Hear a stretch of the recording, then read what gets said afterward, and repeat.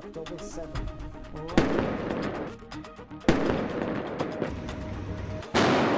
Middle east अब जंग का एक ऐसा मैदान बन गया है जहां गोलियों की तड़तड़ाहट, बम के धमाके और हर दिन अपनी जिंदगी को बचाने का संघर्ष एक आम सी बात हो गई है। हमास के हमले से शुरू हुई इस जंग में अब ईरान, इराक और कई प्रॉक्सी गुटों का सामना इजरायली फौज हर रोज कर रही है। एक तरफ इजरायल है जो कि गाजा में सब कुछ तबाह कर रहा है, वहीं दूसरी तरफ हिजबुल्लाह और हमास समर्थित प्रॉक्सी लड़ाके हर दिन इजरायली इलाकों को दहला रहे हैं।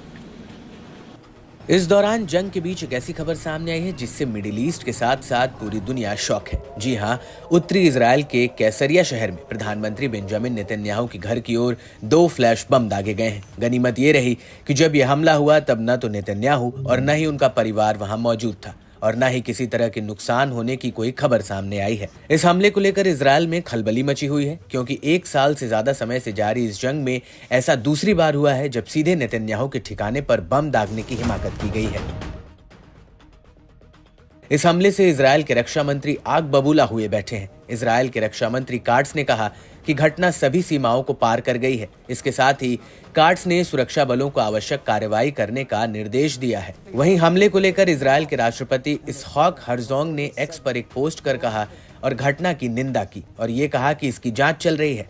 इसके साथ ही सुरक्षा मंत्री इटमार बेन ग्वीर ने भी एक्स पर कहा कि प्रधानमंत्री बेंजामिन नेतन्याहू के खिलाफ भड़काने की कोशिशें सभी सीमाओं को पार कर गई हैं। अब आपको बता दें कि इससे पहले नेतन्याहू के उत्तरी इजरायल वाले आवास पर अक्टूबर में भी ड्रोन से अटैक किया गया था, लेकिन यहां भी किसी के मारे जाने या नुकसान की खबर नहीं आई थी। फिलहाल नेतन्याहू के घर पर बम से हमला करने की जिम्मेदारी अभी किसी भी प्रॉक्सी गुट या किसी संगठन ने नहीं ली है, लेकिन ये बात जग जाहिर है कि उत्तरी इजरायल पर सबसे ज्यादा और हर रोज बम बरसाने वाला गुट कौन सा है।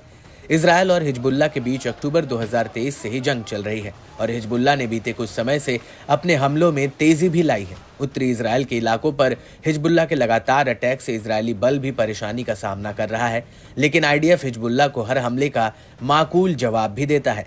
नेतन्याहू के आवास पर हमले से अटकलों का बाजार गर्म है और शक की सुई एक ही जगह जाकर रुक रही है, लेकिन मामले में अब इजरायल के बड़े मंत्री और अधिकारी खुद इसकी जांच कर रहे हैं और जांच के बाद ही ये बात सामने आ सकेगी कि इस हमले के पीछे असल में किसका हाथ है।